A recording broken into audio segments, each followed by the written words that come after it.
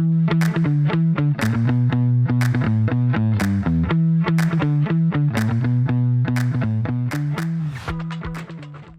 everyone. I'm Wendy Liebmann, CEO and Chief Shopper at WSL Strategic Retail, and this is Future Shop.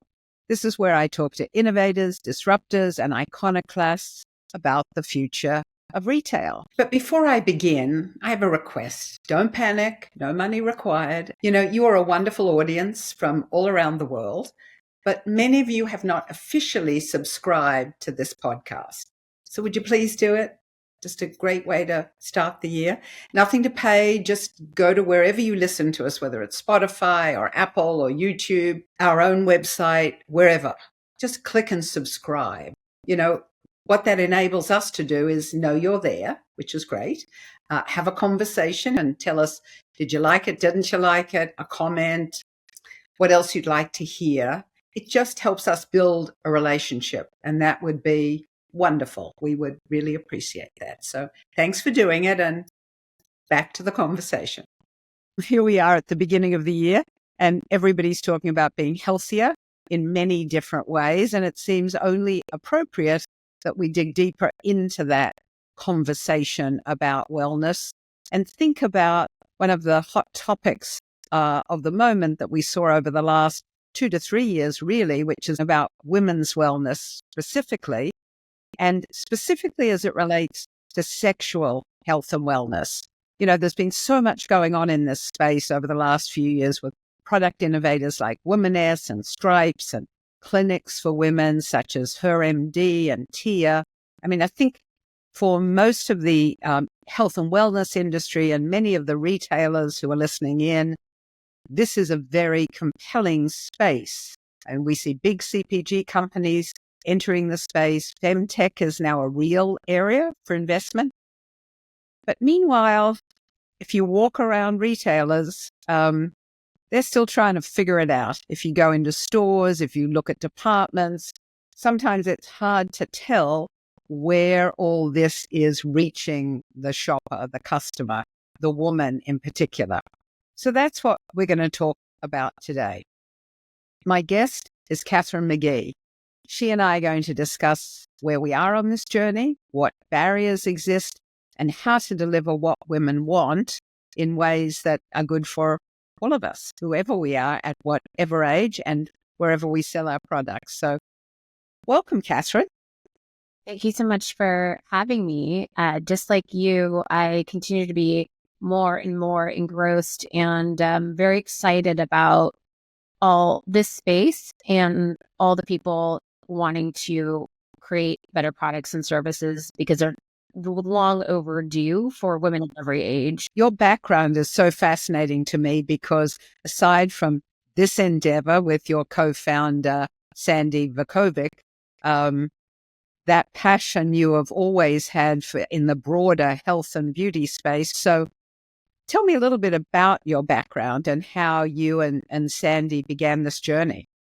Yep. So it started out almost 20 years ago when I had the fortune of getting a job to work at L'Oreal and get my first exposure in beauty.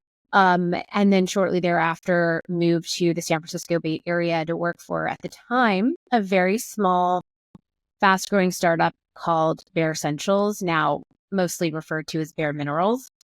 And so it was very early on that I realized what I loved most is to make products that make women feel really good about themselves, to build their confidence, and really empower them. That is really what beauty is all about. And so I fell in love with delivering that to consumers, and just having the ability to learn from the best of the best at a company like Bare Minerals and then at a company like Rodan & Fields.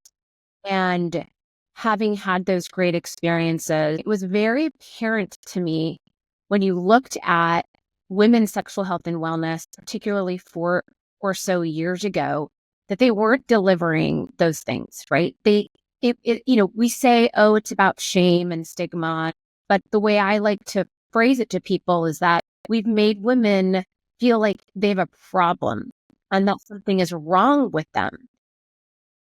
And by the way, like 100% of women go through menopause. 100% of women have periods.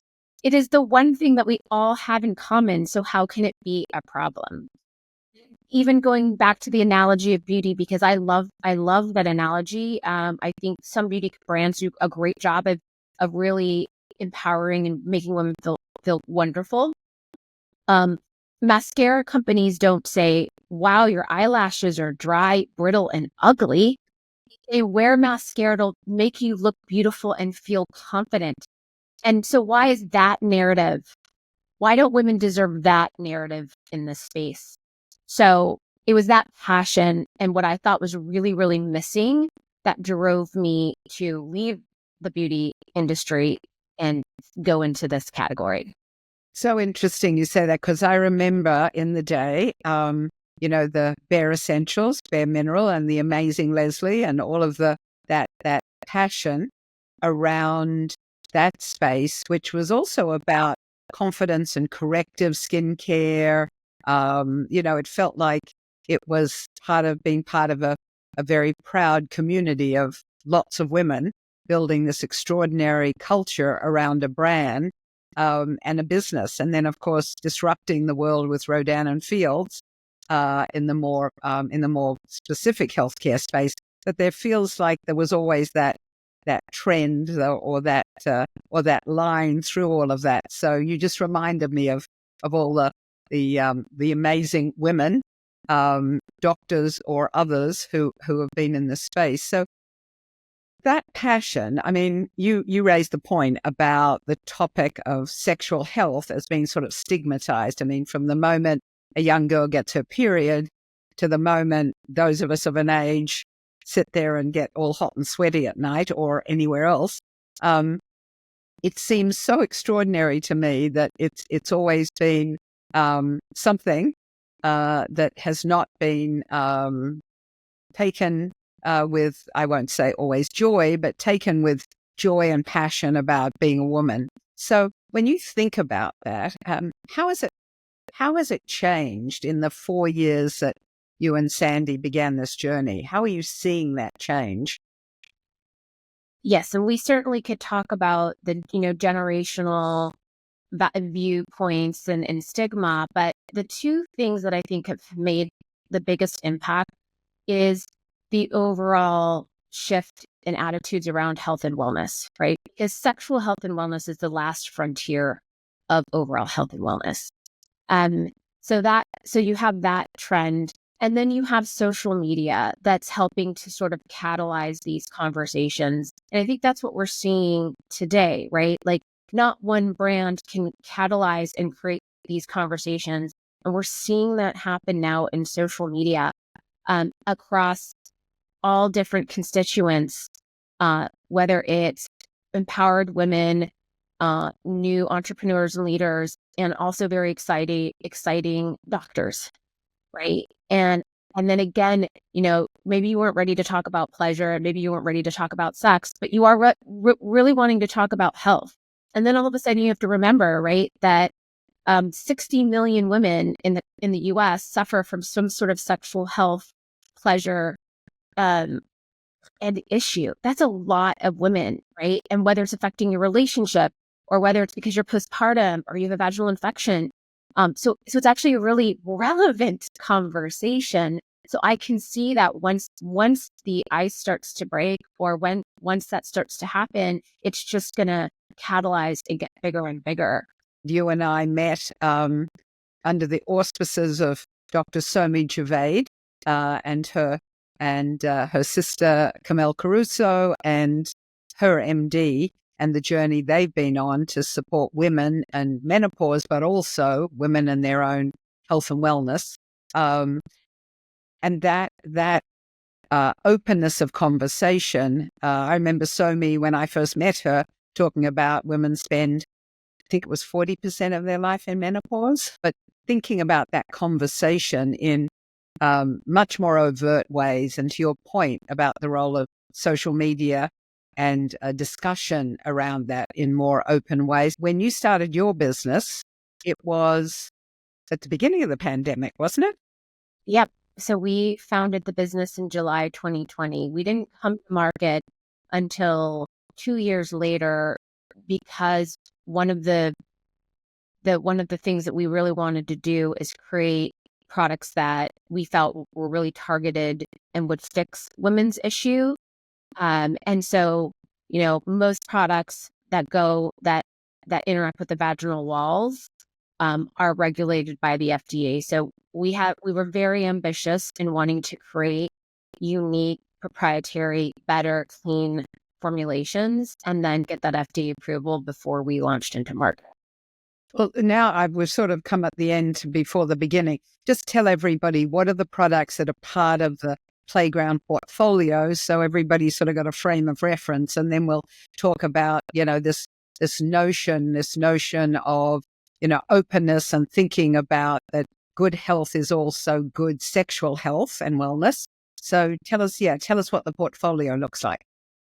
I think that we're seeing massive change almost every day, certainly big differences year over year, but we're still very early on in the creation of this category. I've talked to some folks who have really dived into it and are like, this could be as big as the beauty category. We're just that behind in offering women products.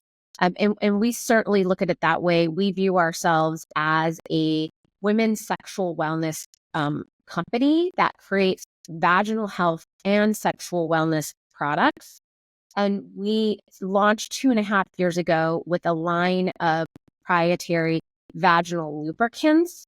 And we did so because we felt like what was really lacking in that area of the sexual wellness market was it was an innovation in general. And also not just speaking to women, but also saying we've done our research, we've worked with our chemists and scientists. We want to use the right ingredients here that promote better vaginal health. So that's where we are. We just recently launched a vaginal serum and a lubricant that has been clinically proven to decrease and prevent UTIs and bacterial vaginosis. So we really look at the intersection of pleasure and health, and how can our products impact both. And that's the beginning of our journey. And, there's a lot of things changing in this category. What's also changing is these old categories that really don't service women, right? So like if you think about lubricants were made for male pleasure. They weren't really initially developed as a health product. So, but women didn't have solutions for for their problems. So they had to go and find products on the market that were just okay. So what I really think is going to happen is as we really focus on women's sexual health and wellness, new types of products and new types of categories are going to emerge and just completely displace these other categories.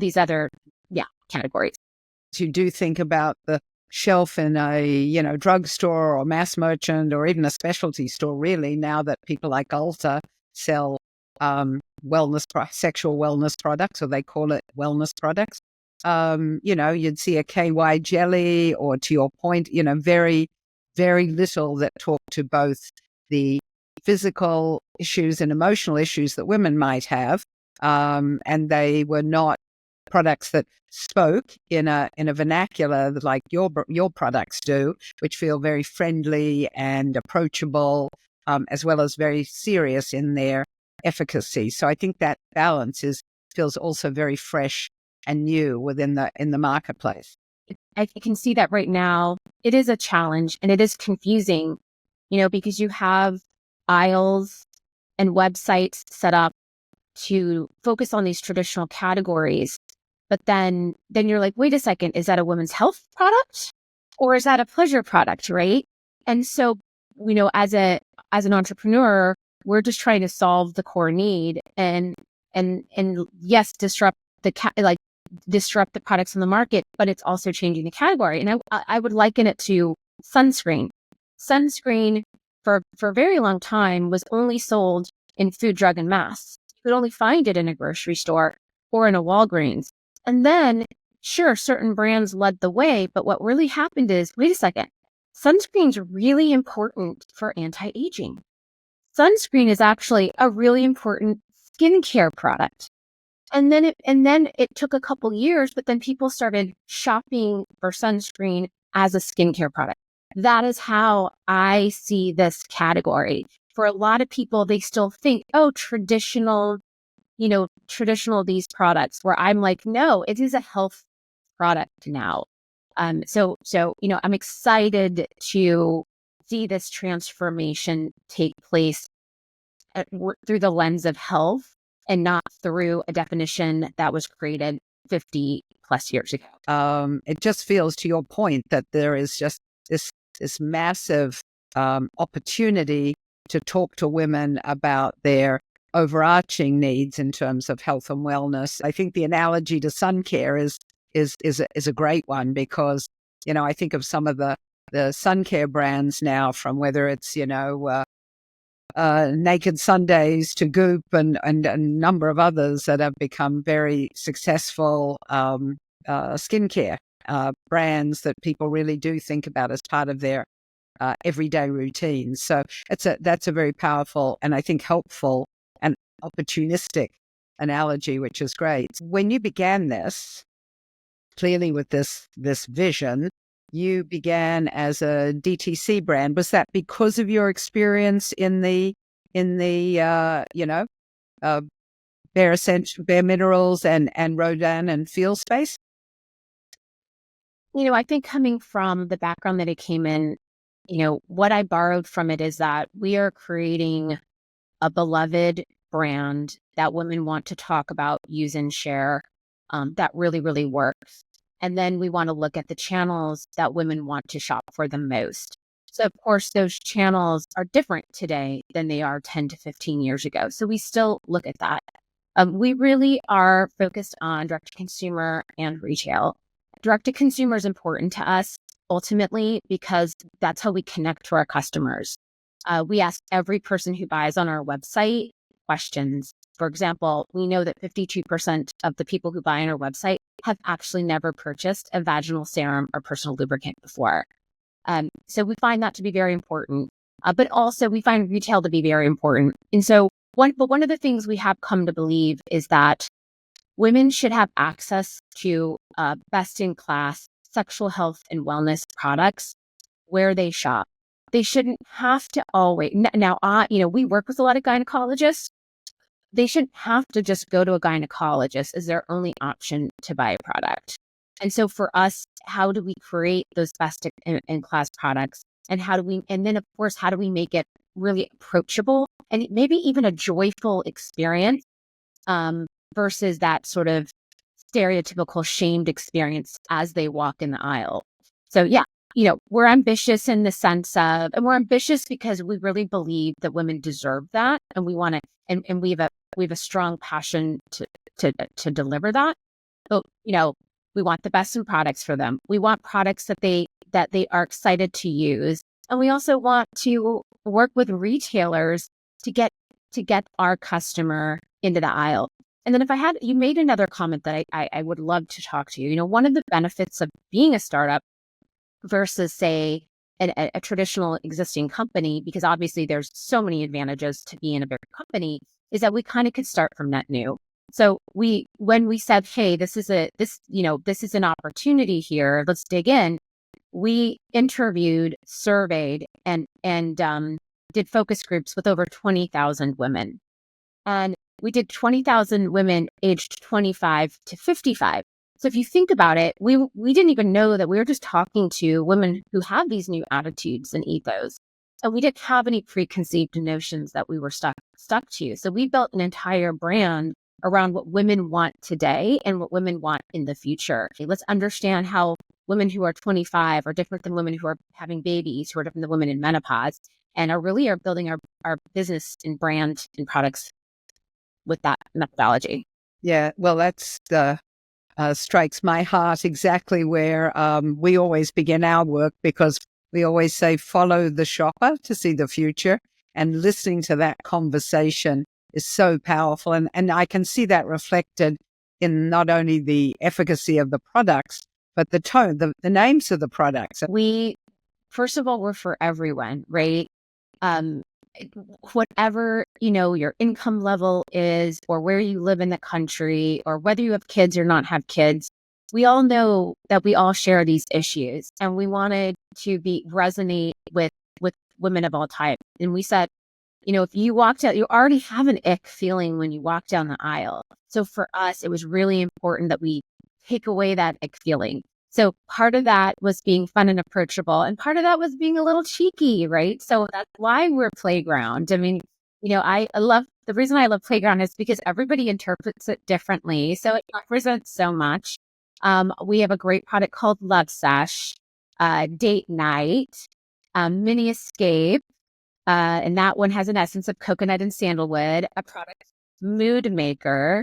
So again, really just we want women to really connect with us. The voice on your website is very unique. Now, you built in after some time your relationship with Christina Aguilera. How did that play into telling the story more broadly and building her into that story? And I love how you presented it, because I think we have a very fortunate and unique co-founder relationship. We found each other out of a shared passion for what we're doing, not through like a matchmaker of any sort. And what we said is, there's no face to Playground. And that is why, even though Christina was our co-founder, we waited 6 months to make that announcement, because we want people to see Playground as Playground and what we stand for. But then we need very important voices for Playground, but also for this category. Well, Christina is a very powerful voice and an amazing voice, right? And she is a mother of 2 kids, and she's gone through all the same struggles and concerns that we have, and is also going through the same journey that we're all talking about. We're talking about perimenopause. We're talking about menopause. We're talking about postpartum health and wellness. And she speaks on behalf of Playground, and she speaks on behalf of this category. And we've been she was on a podcast with Alex Cooper from Call Her Daddy. Very proud that she connected with Drew Barrymore. And it was the championing of not just Christina, but Drew herself, to tell her producers that we want to talk about this subject on mass television. It was the first time anyone brought vaginal serums and lubricants to this female audience, right? So she's been an amazing partner, but really because of the shared mission and vision, having these conversations. Yeah, that's exciting.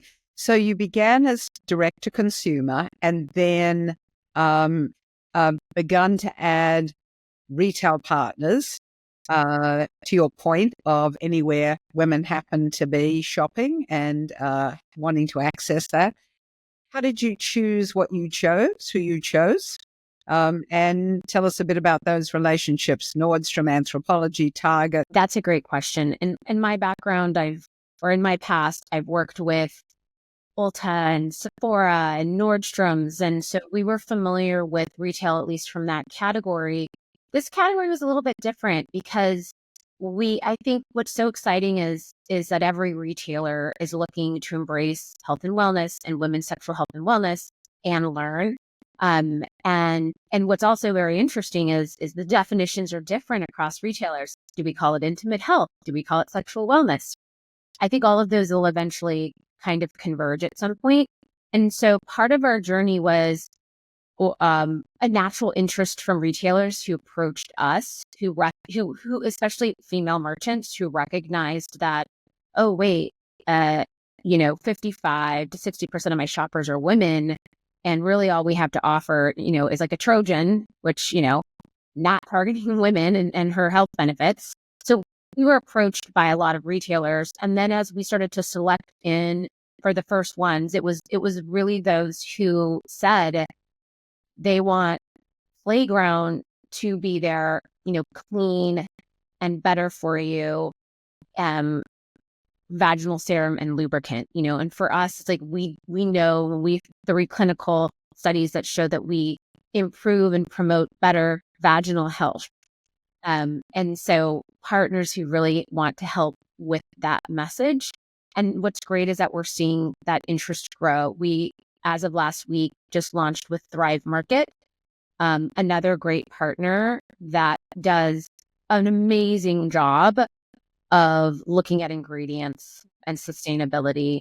I think because we're still a little early on, it's really important that you connect with a retailer who has those same points of view. Yeah. And it is, I was thinking when we met a few months ago for the first time, and I looked at the retail partners you were beginning to build relationships with, that it felt each of them, certainly, Target, Anthropologie, Nordstrom, each felt like they addressed potentially a different person, a different life stage, or a different price point in the marketplace. But so I was wondering what the commonality was, and you've made that really clear about why would we want to be, in a big box mass retailer like Target, in a department store, in a specialty store that tends younger. So the story comes to play there quite clearly. And I think we've learned, and we continue to always want to know who our customer is. And she is the wellness-minded woman, 25 to 55, who cares about what she puts in and on her body. What we're doing now is we have certain products that speak to younger women, and then particularly launching this year, we'll have new lines of products to speak to a woman in a different stage. So, we can target that person, and then she can pick the products based on her particular needs. And then, we've also learned, for example, and we'll be able to share this with new retailers, that even within our key partner Target, 67% of buyers of our product at Target have never purchased in this aisle before, right? And that 82% of our shoppers in Target are women. So we can now say we are the brand that is for the modern day sexually active woman, and we're speaking to her so directly, right? That's who we are attracting and who we are resonating with. Yeah, yeah. And it feels so obvious, right?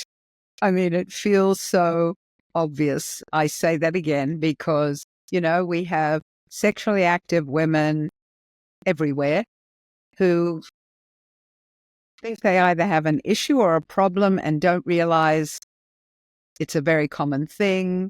They don't have the support. They're willing to look for it. They're willing to do their homework. We see in all our How America Shops research the tremendous amount of homework women and men on their own side in terms of their own sexual health and wellness, and more so now, but women in particular, all the places they go to look for information, all the places they're trying to resource to help them live a healthier, more uplifting, I would say, life, who aren't afraid of the stigma, because there is no stigma if we understand that this is an open discussion about how we remain physically and mentally, emotionally healthy. So it feels like, yeah, okay. But, generationally, I look back at it and think, oh, why has this taken so long? So, and I think going back, since there's so many sort of retailers and business folks here,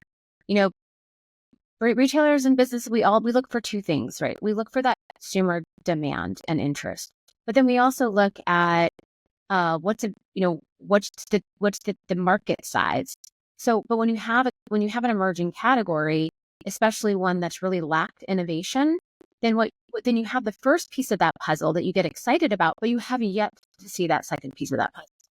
And I think as women, now that more products are coming into the market, that's just going to create that bigger TAM and hopefully get more people excited and more people on board. Yeah. So just, I think that's some resistance that I've felt. And because we're so close to that consumer, we know that the demand opportunity is huge, and why, we're really focused on the innovation and creating products that speak to women about their specific needs. We think that that's going to be a big piece of the growth puzzle. Yeah. This category too. Yeah, I mean, I see the challenges as they've evolved over the last few years, the first ones to the market and the challenges that they had when they were either a broader range of products like brands like Womeness, wonderfully successful in terms of innovation and storytelling. Retailers didn't know where to put it because they had a wide range of products. Now, do I break it up and put it in this aisle and this aisle and this aisle? Do I put it all together? How do I think about that? So great deal of learning and credit to the Womeness team. As they And I also would say that it's really hard for retailers to be pioneering, right? They're certainly not rewarded many times for that. But I'm encouraged that this need is so great that it is an opportunity for someone to be pioneering, right? Like somebody walked up to Estee Lauder and she had her first products that she was showing people. I mean, we're investors saying, well, how big is this TAM, right? Like I don't think beauty is a very, very big market. And I think that's kind of where we are with women's sexual health. So whoever can really vision that and champion that is going to be an outsized winner with probably the least amount of investment. Yeah. Yeah, no, I absolutely get it. It's interesting. In the next week or so, we are part of with one of our clients at one of the retailers to bring this sort of half-day session of education and information to them in this space. And we're actually bringing consumers, shoppers, into the room to talk about this, much as you did with your 20,000, which is astonishing and amazing and wonderful, just to hear them. So the retailer can sort of lean in and say, oh, I never thought about that. And I will tell you, when I first had Dr. Gervais, part of a discussion with me, again, at another retailer, I looked at the room in front of me and I thought, there were about 40 people. And I thought, maybe I read the room incorrectly when I asked her to come, because 80% of them were men. And I thought, maybe not right. And of course, not only did the women respond to the discussion about menopause, but all the men in the room either had a spouse, a partner, a friend, a sister, a daughter, or whatever, who was part of the peri or menopause conversation. And so, bringing this voice to the retailers, to your point, helps them be a little bolder in terms of the size of the opportunity. So what do you see as the next challenges for growth, for the category, for you? Where are the opportunities? You've identified some of them here. What's the vision for Playground, and what do you see as the vision for the category being defined over the next 3 to 5 years? I kind of mentioned one of them, which is how do you transition from outdated category definitions into these new definitions, right? So we kind of made this shift even with Playground when we said, well, we don't make lubricants. We make products that solve vaginal dryness and help to restore, prevent vaginal atrophy. That's actually what we do. Someone else has put us in that lubricant category. So I think that, I don't know if that's a challenge, but I think that's what the big discussion is going to be.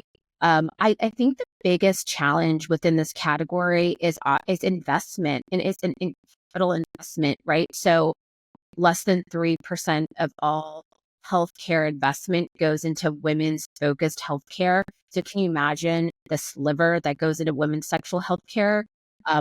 It's like under 7% of female founded startups get investment. So that's 93% of all VC startup is going to males.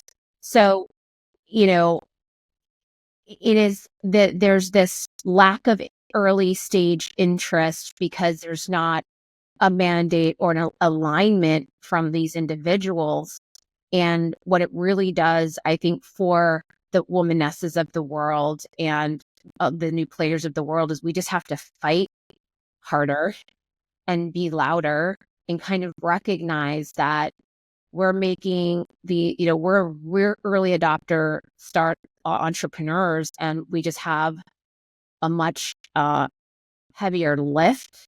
But that's what I continue to think that, right? Like we have the demand.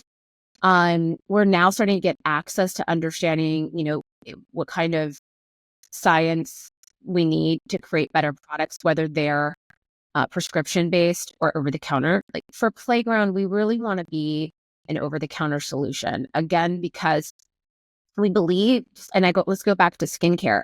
I believe you can go get Botox. I believe you can go get laser, but it doesn't mean as a woman, you're not going to use moisturizer and sunscreen.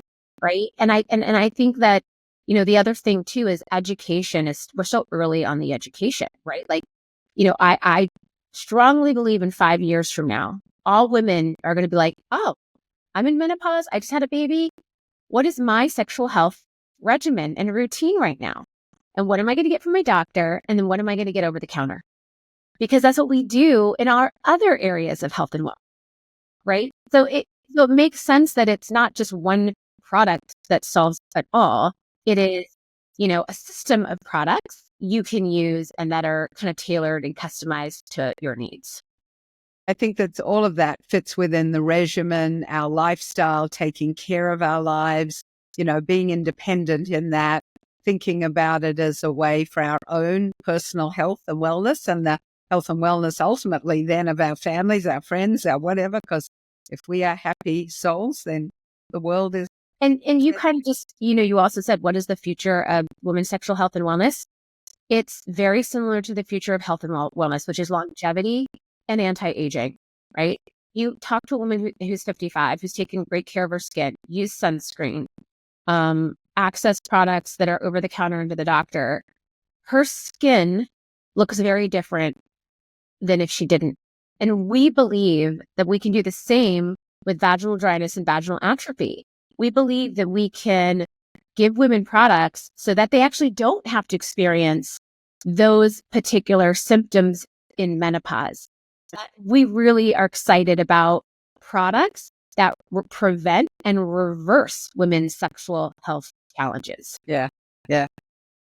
So that by itself is an extraordinary opportunity. I know you've got a lot of work at hand, and hopefully the continued rising up of voice in the broader community will have an impact on that. It is certainly heightened, much more to be done, right, in that space, but certainly the work that you and Sandy are doing, and Christina, and then the voice of this growth category, I think is incredibly powerful. And actually, one of the most exciting areas, I think, as retailers and brands and new companies move into this space. So thank you for this. This is a very powerful message and exciting to hear the opportunity. It's been a pleasure to see you again. Thank you for joining me on Future Shop, and lots of good luck in the future. Cheers for now. So here's the thing. I mean, we all spend our time looking for new opportunities in the marketplace today. We all spend our time talking about health and wellness. This is a big opportunity. Women's health and wellness, sexual health and wellness, total health and wellness. So, what Catherine shared with us is really a journey. And there's lots of opportunity on that journey. But as always, you have to listen, you have to pay attention. So as you begin to think about what that shelf looks like, what that wall looks like, where products fit, again, follow the shopper to see the future. And what you will see very clearly is there are a lot of women in this country and around the world who are looking for ways to take care of their health and wellness, sexual and every other kind.